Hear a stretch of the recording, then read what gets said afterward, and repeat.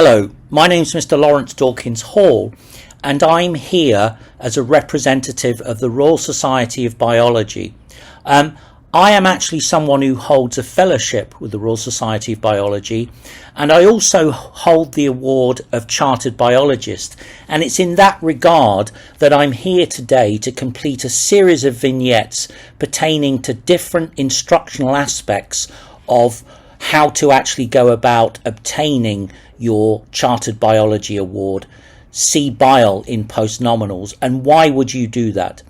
So this is the final one, number 5, in those codified vignettes, and all 5 as a collective cachet will be made available in the My Learning materials on the Royal Society of Biology website.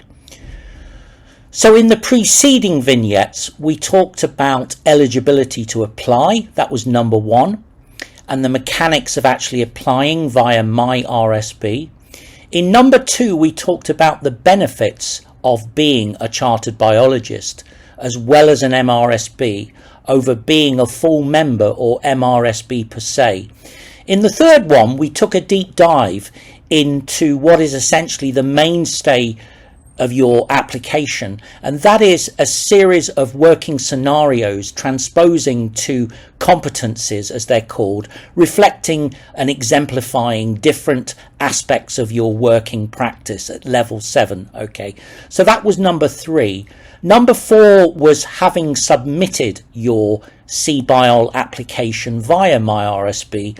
What is the procedure, the procedural pipeline in terms of assessment and feedback to you in order to try and ensure that you gain your CBiol Postnominals?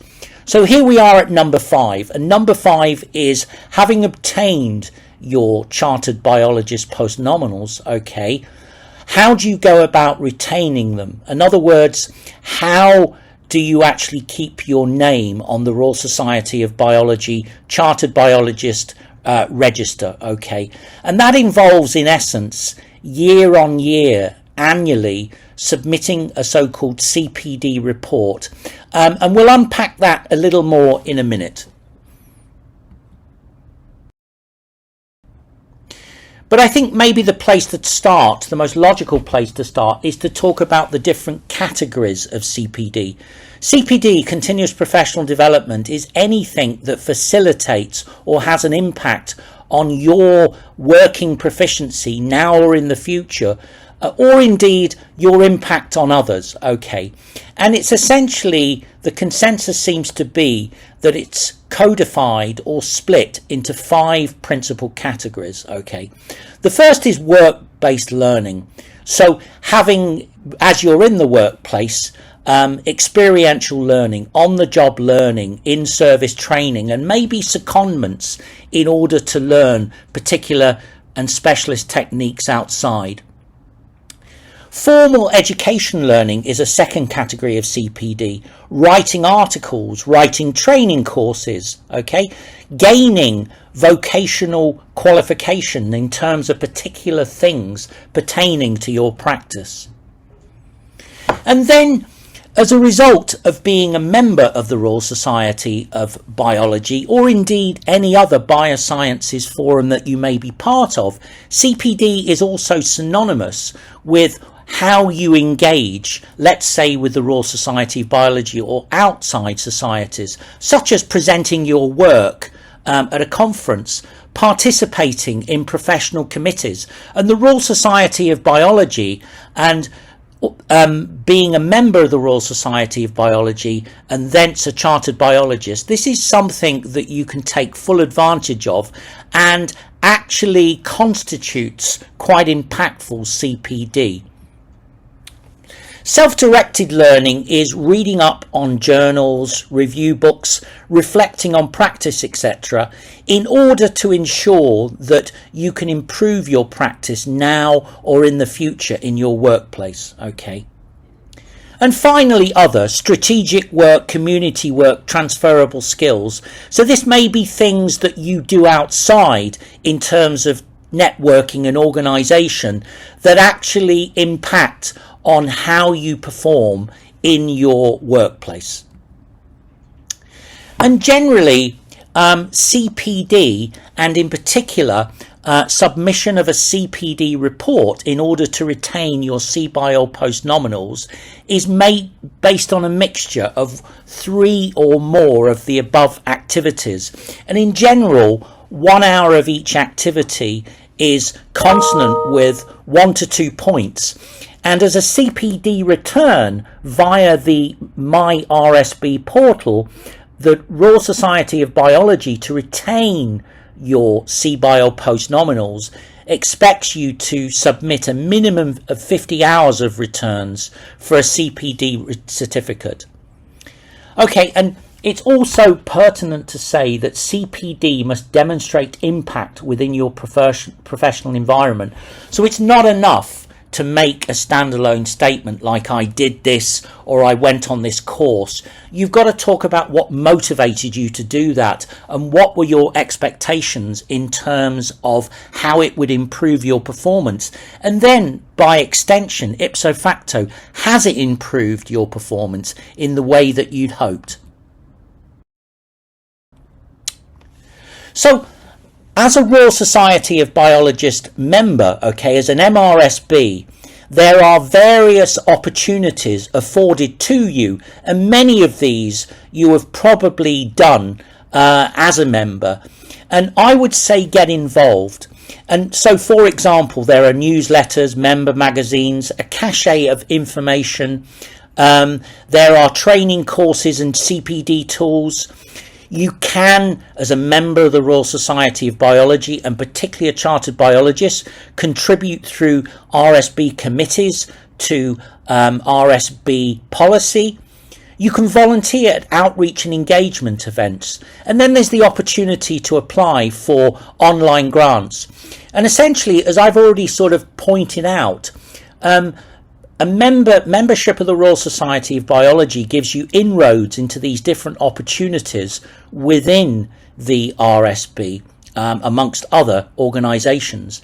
But as a chartered biologist, you can actually orchestrate some of those events. So you can, by way of example, run a training course. And me sitting here today, composing this vignette as part of instructional material as a chartered biologist myself, is something that has come about because I'm a chartered biologist. And one thing I will do when I conclude these vignettes is I will record them within my own CPD forum on the RSB website, a depiction of which I'll give you in a minute. So I think it's fair to say that in order to retain your CBiol postnominals year on year, annual retention of your Chartered Biologist Award, you need to submit 50 to 100 hours of impactful CPD.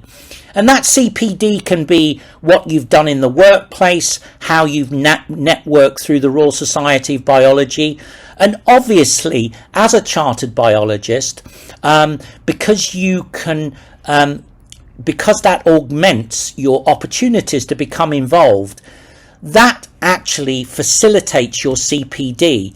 And so that enhanced CPD can actually facilitate you retaining your Chartered Biologist Award.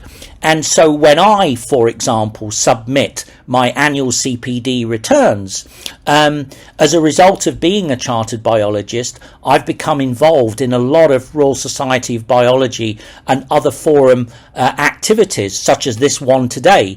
And these are a mainstay of my CPD returns, which allow me to retain my chartered biologist as well as my fellowship of the Royal Society of Biology and chartered and basically chartered scientist award.